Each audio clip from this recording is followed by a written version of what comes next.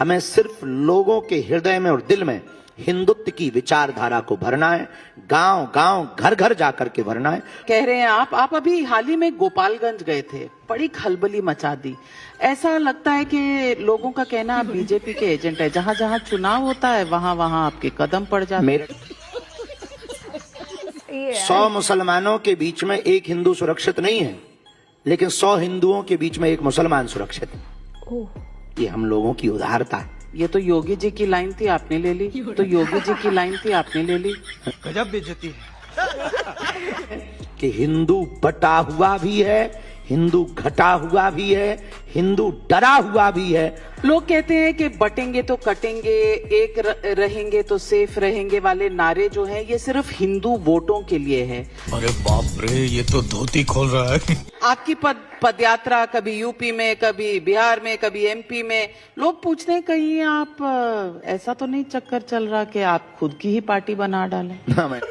धीरेन्द्र शास्त्री जी की फिर से हुई कुटाई। ये बाबा ना मानते ही नहीं, अगेन एंड अगेन अपनी कुटाई करवा रहे हैं, वो भी किससे? उन एंकर्स से जिनको हम गोदी मीडिया का करार दे देते हैं। परसों के दिन हमने देखा कि बाबा जी रुबिका लियाकत से पिटाई करवा रहे थे और आज नविका कुमार उठ खड़ी हुई है बाबा जी की हवा टाइट करने के लिए। वैसे ऐसे लोगों को जो देश की जनता को भड़काएं वो बाबा कहलाने लायक नहीं है, तो हम इन्हें ढोंगी कहते हैं। That's much better. Hey, hi, hello, नमस्ते जी, सत श्री अकाल, अस्सलाम वालेकुम। मैं निधि शर्मा इंडिया से। और ये जो क्रिस्पी, तीखा, चटपटा, नॉट सो मीठा, तड़कता भड़कता वाला वीडियो है ना, ये हम देखने के लिए तैयार हैं। विदाउट एनी फर्दर अडू आगाज किया जाए। कागज पर हिंदू राष्ट्र चाहिए, हमें लोगों के दिलों में हिंदू राष्ट्र चाहिए।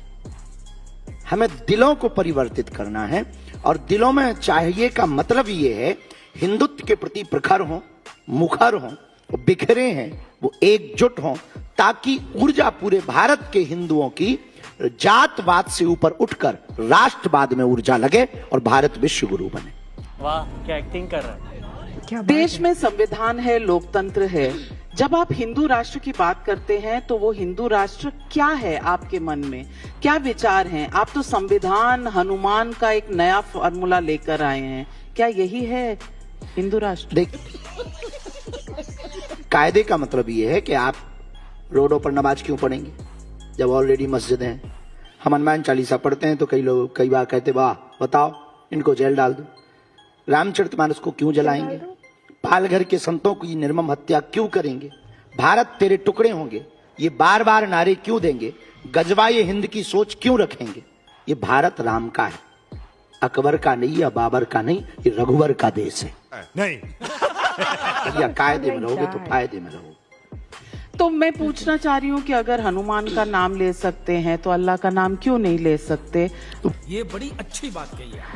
अखिलेश जी ने कहा है कि उन्हें गौशाला से बदबू आती है, उसके लिए वो इत्र को बढ़ावा देते हैं। वो इत्र वाले लोग हैं। मैंने देखा है कुछ लोग सोशल मीडिया पर लिख रहे हैं कि ये क्या बात हुई। आप इस बयान, राजनेताओं पे कोई बयान नहीं देते। क्यों डर गए? नेताओं के विषय से तो हम बहुत दूर हैं। क्यों नेताओं से? आप नेता तो आप नहीं, रास्ते सबके अलग अलग होते हैं, लेकिन बीजेपी वालों के साथ तो आपके बहुत अच्छे। हमारी अरे बाप रे, ये तो धोती खोल रहा है। कि हिंदू बटा हुआ भी है, हिंदू घटा हुआ भी है, हिंदू डरा हुआ भी है। लोग कहते हैं कि बटेंगे तो कटेंगे, एक रहेंगे तो सेफ रहेंगे वाले नारे जो हैं ये सिर्फ हिंदू वोटों के लिए है। धंधा बंद करवाएगा क्या?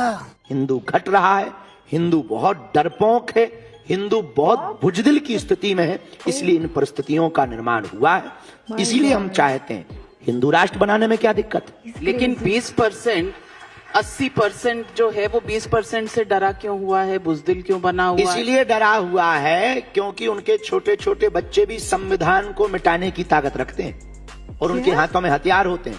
हिंदू सिर्फ माला में ही फंस गया, भाला छूट गया। नहीं, पर 80% होने के बावजूद आप कह रहे हैं हिंदू उसके पीछे एक घट रहा है। कारण है। और हमें ना तो नेता बनना है ना किसी पार्टी को वोट दिलवाना है, हमें सिर्फ लोगों के हृदय में और दिल में हिंदुत्व की विचारधारा को भरना है, गांव गांव घर घर जाकर के भरना है। कह रहे हैं आप अभी हाल ही में गोपालगंज गए थे, बड़ी खलबली मचा दी। ऐसा लगता है कि लोगों का कहना आप बीजेपी के एजेंट है, जहाँ जहाँ चुनाव होता है वहाँ वहाँ आपके कदम पड़ जाते हैं। मेरठ में अरे बाप रे, ये तो धोती खोल रहा है। लेकिन अगर आप कह रहे हैं, विरोधी दलों का तो कह रहे हैं कि कास्ट सेंसस चाहिए, पीडीए चाहिए, हमें रिजर्वेशन चाहिए, आरक्षण होना चाहिए पिछली जातियों के लिए, तो ये सब गलत है क्या? शाबाश। 100 मुसलमानों के बीच में एक हिंदू सुरक्षित नहीं है, लेकिन 100 हिंदुओं के बीच में एक मुसलमान सुरक्षित है। ये हम लोगों की उदारता है। ये तो योगी जी की लाइन थी, आपने ले ली। गजब बेइज्जती है। संविधान कहता है कि खाने पीने घूमने रहने की आजादी है, लेकिन नवरात्रि में कुछ लोग चाहते हैं कि मीट बैन हो जाए 10 दिन के लिए। इसे आप कैसे देखते हैं? तो हमें लगता है कि बैन होना उचित है। तो फिर संविधान का क्या करें? हैं? संविधान का क्या करें? नहीं, संविधान में तो 125 बार से ज्यादा सुधार हो चुका है ना। अब इसमें भी संशोधन हो जाए। अगर हो जाए संशोधन तो क्या बुरा है? और हम अपनी कुंडली की बात बता रहे हैं। तो आप अपनी कुंडली देखे नहीं है, दूसरों की आप सबकी पर्ची निकाल देते हैं। ये कैसे कर लेते हैं? अपनी पर्ची नहीं निकाली? नहीं, ये तो हमने अपने बारे में कभी गुरुजी से कोई प्रार्थना ही नहीं की, और हमें लगा कि ऐसी कोई आवश्यकता नहीं, प्रार्थना कर देते हैं, वो बड़ी कृपा कर देते हैं।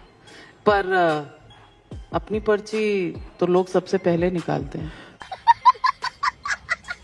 अच्छा, भारत की पर्ची में क्या है? विश्व गुरु बनेगा। कब? जिस दिन भारत का प्रत्येक नागरिक गुरु बनेगा। कब?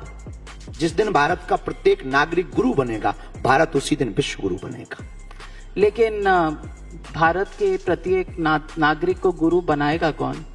Good question, you are a good question. Bharat का प्रत्येक व्यक्ति जागा हुआ हिंदू, और हिंदू के अंदर जागा हुआ हिंदुत्व, रामचरितमानस की व्यवस्थाएं भारत के प्रत्येक व्यक्ति को गुरु बनाएंगी। और जिस दिन भारत का प्रत्येक व्यक्ति गुरु बनेगा, उसी दिन भारत विश्व गुरु बनेगा। तो हमारी सोच यही है। कितना समय लगेगा? यूं काउंट करके कहा नहीं जा सकता। नहीं, कुछ तो अंदाजा? 30 साल, 50 साल, 10 साल, परसों? हमको नहीं पता।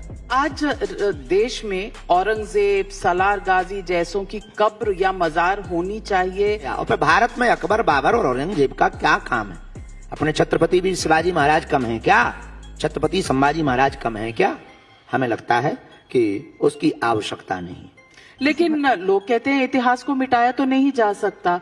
इतिहास में नहीं, मिटाया नहीं जा सकता, पर बदला जा सकता। बोलने दे, तकलीफ हुआ है बेचारे को। बोल। आपकी पदयात्रा कभी यूपी में, कभी बिहार में, कभी एमपी में, लोग पूछते हैं कहीं आप ऐसा तो नहीं चक्कर चल रहा कि आप खुद की ही पार्टी बना डालें?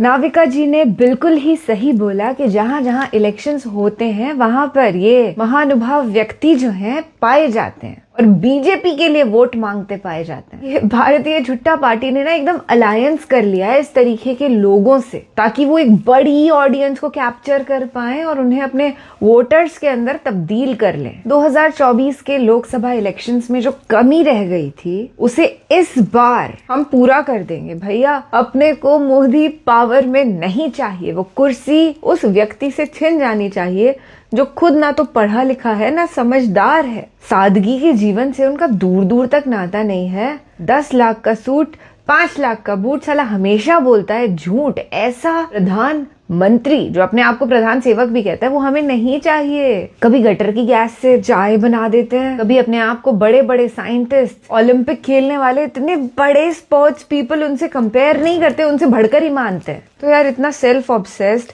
प्रचार मंत्री, पेट्रोल पंप पे ऐसे बैनर्स लगे होते हैं, ऐसा लगता है मोदी जी खुद आके पेट्रोल डालेंगे अब गाड़ी में। बड़ी ही पेचीदा सी स्थिति है जिससे हमें बाहर निकलना है, और इंशाअल्लाह हम बाहर निकल कर रहेंगे। हम 2029 लोकसभा इलेक्शंस को सक्सेसफुल बनाकर रहेंगे, बीजेपी का सफाया करेंगे। फिलहाल के लिए मुझे दीजिए इजाजत, और सच का साथ देने से अपने आप को कभी मत रोकिएगा। राम राम, दुआ सलाम, जय हिंद।